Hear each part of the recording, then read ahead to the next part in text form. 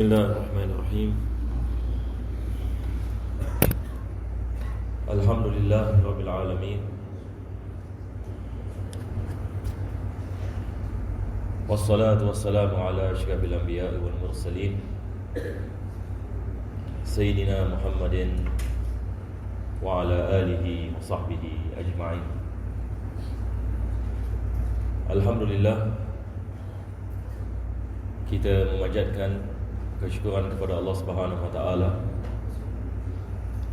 dapat kita mengadakan pengajian ini pada malam yang bahagia ini setelah beberapa lama kita tidak berjumpa. Kita berdoa kepada Allah Subhanahu Wa Taala agar Allah menjadikan pertemuan ini dan pengajian ini sebab pengampunan bagi segala dosa, dan mudah-mudahan dengannya Allah Subhanahu Wa Taala mengabulkan segala hajat dan menjaga kita daripada segala musibah, daripada segala bala dan bencana, daripada segala kesusahan di dunia dan akhirat. Dan kita berdoa agar Allah sentiasa membukakan bagi kita pintu-pintu kefahaman dalam agama, yang mana dengannya dapat kita memahami agama Allah Subhanahu Wa Taala dan diberikan taufik dan hidayah dapat kita mengamalkan apa yang diperintahkan dan meninggalkan apa yang dilarang, dan agar Allah memberikan kepada kita kekuatan untuk kita mengikuti jejak langkah Nabi kita sallallahu alaihi wasallam, dan dengan itu Allah menjadikan kita di antara manusia-manusia berjaya di dunia dan berjaya di akhirat. Amin ya rabbal alamin. Maka insya-Allah kita akan meneruskan pengajian kita pertama daripada kitab Da'watul Tamah. Memandang masa pun tidak banyak, InsyaAllah kita meneruskan daripada kita berhenti pada kali yang lepas, iaitu kita sedang membicarakan tentang hal yang bersangkut dengan silaturahim. Dan Al-Imam Al-Haddad menukilkan beberapa hadis Nabi SAW berkenaan dengan perkara ini. Mudah-mudahan bersama kita mendapatkan manfaat. Bismillah. Bismillahirrahmanirrahim.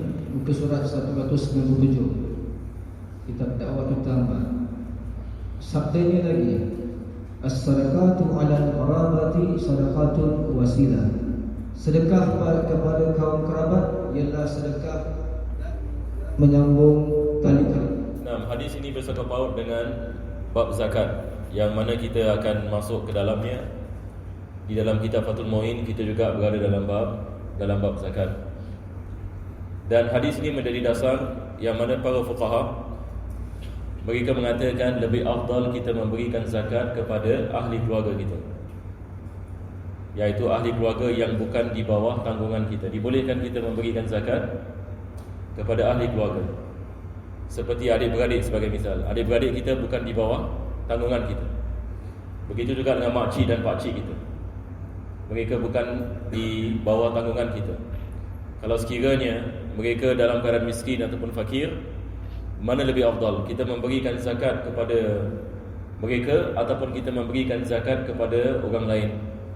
Maka di sini Nabi SAW mengatakan memberikan sedekah. Daripada makna sedekah di sini adalah zakat. Dan begitu juga pertolongan yang lain diberikan kepada kaum kerabat ini, kita mendapatkan dua pahala yang besar. Pertama sekali adalah pahala silaturahim, dan yang kedua adalah pahala zakat ataupun pahala sedekah itu sendiri. Itu sebab Islam ini menggalakkan apabila kita ada duit zakat, kita pertama sekali kita mencari ahli keluarga kita. Adakah di antara ahli keluarga kita yang memerlukan, yang boleh kita membantu mereka, maka itu adalah lebih afdal. Dan ini adalah sangkut paut ini dengan silaturahim. Sabdanya lagi, man kana yu'minu billahi wal yawmil akhir falyasil rahimah. Barang siapa yang beriman kepada Allah dan hari akhirat, hendaklah dia memperhubung tali kerabatnya. Kita lihat bagaimana Nabi SAW menekankan akan makna ini. Dia mengkaitkan silaturahim dengan iman. Iman ini kepada Allah. Daripada kesempurnaan iman kepada Allah Subhanahu Wa Taala adalah kita menjaga silaturahim. Maka tidak ada agama seperti agama Islam dalam perkara ini. Agama Islam memperkukuhkan dan memperkuatkan makna ini, yang mana kita lihat tidak ada agama yang ini seperti agama Islam. Apabila umat Islam mengamalkan ini, maka kita akan mengukuhkan keluarga dan kita akan mengukuhkan masyarakat. Sebab masyarakat ini asalnya daripada keluarga. Maka Islam sentiasa menekankan kita untuk kita mengukuhkan keluarga.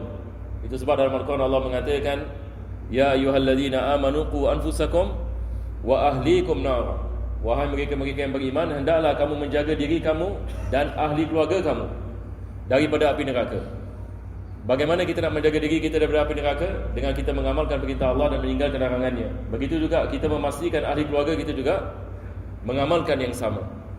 Maka Islam mementingkan kita menjaga diri dan juga menjaga keluarga kita. Apabila keluarga itu kukuh, maka masyarakat akan menjadi kukuh. Sebab masyarakat ini dia asalnya daripada keluarga. Maka Islam ini menekankan akan makna ini. Hari ini kita lihat perkara ini merupakan perkara yang sangat penting sekali. Bagaimana masyarakat kita boleh rosak kalau sekiranya keluarga di dalamnya tidak mengikuti akan perintah Allah Subhanahu Wa Taala. Mudah-mudahan ini Allah memberikan kepada kita taufik. Ayo. Hak suami ke atas isteri. Adapun kaum wanita terhadap pada suaminya, maka hak-hak pada suami ke atas mereka sangat penting sekali dan amat banyak. Nah, sekarang Al-Imam Al-Haddad akan membicarakan tentang hak suami dan juga hak isteri. Ini adalah daripada soalan yang paling banyak ditanya di dalam masyarakat kita. Soalan ini yang paling menjadi iskal dan paling banyak soalan yang ditanya hari ini adalah bab nikah.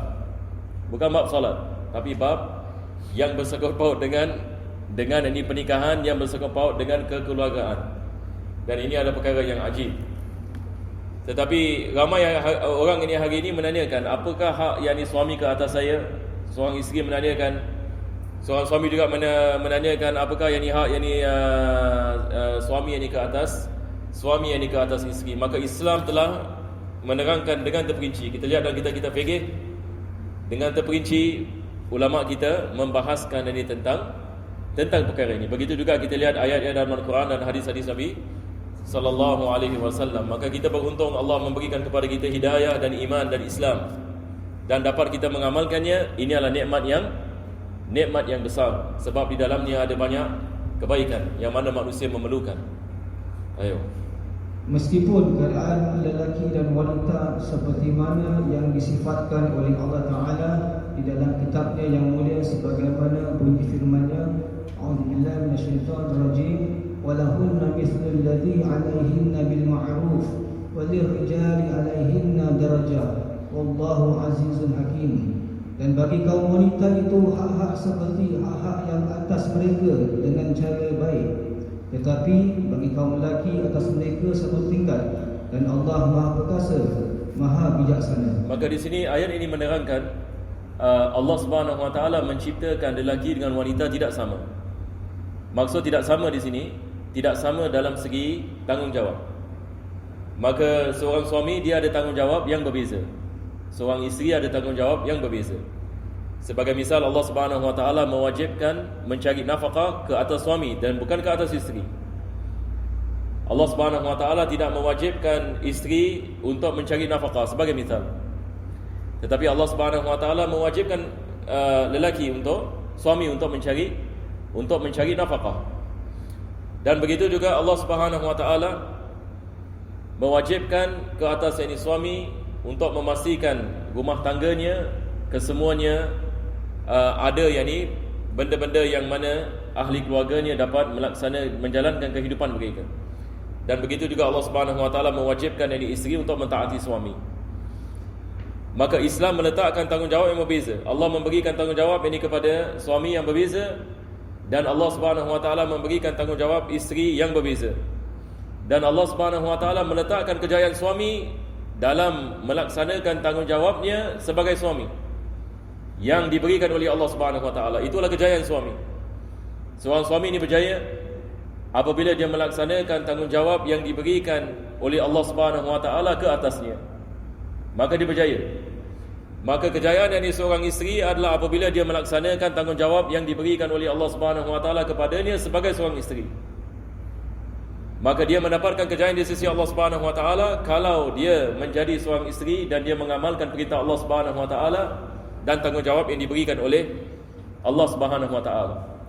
Tetapi kalau sekiranya manusia tidak mementingkan perkara ini dan tidak mengikuti dan mematuhi akan perintah-perintah Allah Subhanahu wa taala, maka di sini bermula masalah.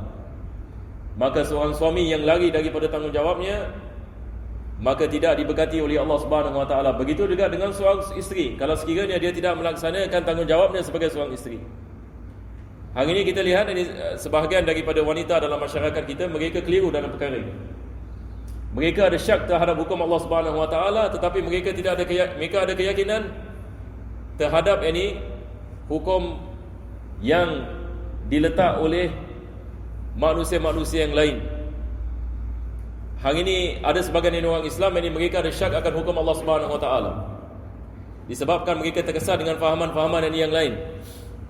Jadi apabila mereka membaca Al-Quranul Karim, maka Al-Quran ini meletakkan tanggungjawab ini sebahagian tanggungjawab kepada suami, sebahagian tanggungjawab kepada isteri. Ada sebagian orang ini dia tidak setuju dengan perkara ini, disebabkan dia dipengaruhi dengan fahaman-fahaman yang lain, maka dia mengingkari akan tanggungjawabnya ataupun dia tidak setuju akan apa yang diturunkan oleh Allah Subhanahu wa taala. Maka ini adalah perkara yang bahaya, dan ini adalah perkara yang mana para ulama kita sentiasa menasihatkan agar ini kita sentiasa menjaga diri kita daripada perkara ini, dan untuk kita menjaga ahli keluarga kita juga supaya kita dapat melaksanakan akan perintah Allah Subhanahu wa taala. Tetapi yang pertama sekali adalah harus kita memahami dan membezakan. Dan ini sekali lagi ini dengan kita mempelajari hukum ahkam Allah Subhanahu wa taala dan mempelajari ini dalam ilmu fikih ini bab pernikahan. Sebab bab pernikahan ini akan menerangkan apakah tanggungjawab yang diwajibkan, dan apa yang dimaksudkan dengan nafkah, apa yang dimaksudkan dengan talak, apa yang dimaksudkan dengan nikah dan ijab dan qabul dan hikmah ini dan di sebaliknya. Nah, firman-Nya yang lain, ar-rijalu qawwamuna 'ala an-nisaa. Kita lihat ayat ini menjadi iskal hari ini. Kita lihat ramai orang silap ini dalam memahami ayat ini. Kalau kita lihat ini ayat satu saja, Allah mengatakan ar-rijal qawwamuna 'alan nisa. Masya-Allah, ini kita lihat orang yang musuh ini Islam menggunakan ayat-ayat ini nak mencemarkan nama Islam. Dia nak mencemarkan nama Islam. Dia apa yang dilakukan? Mereka memberikan terjemah-terjemah yang batil. Allah Subhanahu wa taala mengatakan dalam ayat ini ar-rijal qawwamun. Kita dalam bahasa Arab ini kita ada perkataan qawwam. Yani asal ini perkataan qawwam ini dalam bahasa Arab dia adalah sifat mubalaghah. Mubalaghah. Yani asalnya daripada perkataan qa'im. Qa'im. Dalam bahasa Arab kalau kita mengatakan ana qa'im ala fulan, apa maksudnya? Ana qa'im ala fulan. Maksudnya saya menjaganya. Ana qa'im ala fulan, maksudnya saya menjaganya. Yani maksudnya saya menjaganya dan saya memastikan semua keperluannya diberikan kepadanya. Ini kita mengatakan qa'im ala. Maka Allah Subhanahu wa taala bila menyifatkan lelaki, Allah mengatakan lelaki adalah qawwam. Bukan saja qa'im, tetapi qawwam. Ini dalam bahasa Arab bila kita mengatakan sifat yang mubalaghah, maksudnya maknanya mendalam. Yani mereka melaksanakan tanggungjawab mereka untuk menjaga wanita-wanita mereka, untuk menjaga kemaslahatan, untuk memberikan nafkah, untuk menjaga mereka. Ini adalah tanggungjawab Allah Subhanahu wa taala memberikan kepada lelaki. Baik, kita menanyakan soalan, inilah perkara yang baik ke tidak baik? Kalau kita menanyakan ini soalan, adakah perkara ini perkara yang baik? Orang yang ini biasanya akan setuju, betul ke tidak? Sebab kalau kita lihat lelaki ini, Allah Subhanahu wa taala memberikan kekuatan jasmani. Maka dia lebih layak ini untuk menjaga golongan wanita yang jasmaninya tak sama dengan jasmani lelaki. Maka Allah Subhanahu wa taala memberikan tanggungjawab ini penjagaan kepada siapa? Kepada lelaki. Dan Allah memberikan sifat ini lelaki, memberikan kekuatan ini kepada lelaki, dan memberikan tanggungjawab kepada lelaki untuk menjaga dan untuk memberikan nafkah. Maka ayat ini bila kita mengatakan ar-rijalu qawwamuna 'ala nisa, maka ia membawa makna yang mulia di sisi Allah dan mudah difahami kalau kita memahami dengan makna yang betul. Tetapi kita lihat ada orang yang salah faham ini ayat ini.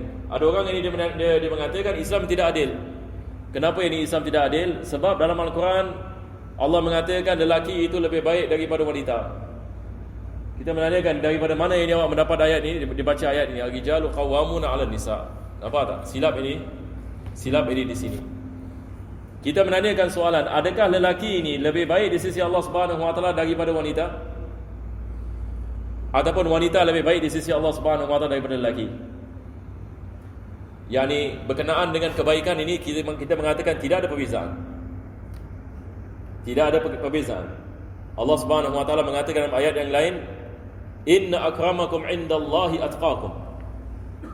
Manusia yang paling mulia di sisi Allah bukan lelaki ataupun wanita. Manusia yang paling mulia di sisi Allah Subhanahu wa taala adalah yang paling bertakwa di sisi Allah. Lelaki yang lebih bertakwa lebih afdal daripada wanita yang tidak bertakwa. Betul ke tidak? Wanita yang bertakwa lebih afdal daripada lelaki yang tidak bertakwa. Maka Allah yang menciptakan lelaki dengan wanita. Allah Subhanahu wa taala menciptakan lelaki dengan wanita. Allah memberikan tanggungjawab kepada lelaki dan memberikan tanggungjawab kepada wanita yang berbeza. Dan Allah Subhanahu wa taala mengatakan kebaikan yakni seseorang itu bukan disebabkan jantinanya, tetapi jantina ini membezakan tanggungjawab. Jadi lelaki yang melaksanakan tanggungjawabnya yang diberikan oleh Allah dan melaksanakan ketaatan kepada Allah, maka dia adalah manusia berjaya di sisi Allah. Wanita yang melaksanakan ketaatan kepada Allah dan meninggalkan perkara yang diharamkan ke atasnya, maka dia berjaya di sisi Allah Subhanahu wa taala. Jadi di sini hari ini kita nak kena faham ini perkara ini. Sebab ayat-ayat Al-Quran ini perlu kita memahami dengan baik. Kalau tak ini kita silap kat sana, silap kat sini. Kita lihat ar-rijalu qawwamun 'alan nisa, Al-Quran mengatakan lelaki itu lebih daripada wanita. Lepas itu ini kita masuk kepada ayat inna akramakum indallahi atqakum. Nampak bercanggah makna. Al-Quran ini tidak bercanggah. Tetapi yang bercanggahan adalah kefahaman kita ini yang salah. Nah, jadi kalau kita balik kepada perkara ini, kita akan lihat ini Al-Quran ini sangat indah sekali. Pelajaran-pelajarannya adalah perkara yang memberikan jalan keluar kepada banyak masalah yang manusia menghadapi hari ini. Di barat hari ini kita lihat mereka berlenggu dengan masalah ini. Hari ini mereka mengatakan tanggungjawab lelaki sama dengan tanggungjawab wanita. Tidak ada beza sama sekali. Tidak ada beza yang sama sekali. Maka mereka mengingkari misalan yakni seorang yang isteri tak perlu yang taat kepada suami. Dan begitu juga mereka mengatakan tidak diwajibkan juga ini kepada suami untuk memberikan nafkah kepada isteri. Jadi apabila mereka melakukan sedemikian, kita lihat masalah yang timbul ini dalam masyarakat yang tersebut. Kita berdoa agar Allah Subhanahu wa taala menjaga kita daripada perkara ini. Ayo kita baca lagi sikit sampai habis ya. Ar-rijalu qawwamuna 'alan nisa bima faddalallahu ba'dahum 'ala ba'd. Bima faddalallahu ba'dahum 'ala ba'd. Ini lagi satu ayat selepasnya yang juga orang keliru. Allah Subhanahu wa taala mengatakan Allah memberikan kelebihan kepada lelaki yang mana tidak diberikan kepada wanita, dan Allah memberikan kepada wanita kelebihan yang tidak ada pada lelaki. Betul ke tidak? Baik. Apakah kelebihan Allah memberikan kepada lelaki? Allah memberikan kepada lelaki jasmani yang kuat. Akan tetapi ada perkara yang Allah tidak memberikan kepada lelaki, Allah memberikan kepada wanita. Dalam mentarbiah ini anak-anak, maka wanita lebih afdal daripada lelaki. Betul ke tidak? Yani dalam mentarbiah Allah memberikan sifat ini kepada wanita, kelembutan yang ada pada wanita yang mana Allah tidak memberikan kepada lelaki. Maka itu adalah kelebihan ke bukan kelebihan? Itu adalah kelebihan yang Allah Subhanahu wa taala memberikan. Nah, وَبِمَا أَنْفَقُوا مِنْ أَمْوَالِهِمْ فَالصَّالِحَاتُ قَانِتَاتٌ حَافِظَاتٌ لِلْغَيْبِ بِمَا حَفِظَ اللَّهُ. Selepas itu terus Allah sebut tentang wanita. Mungkin sebab ada orang mungkin salah faham dengan ayat ini.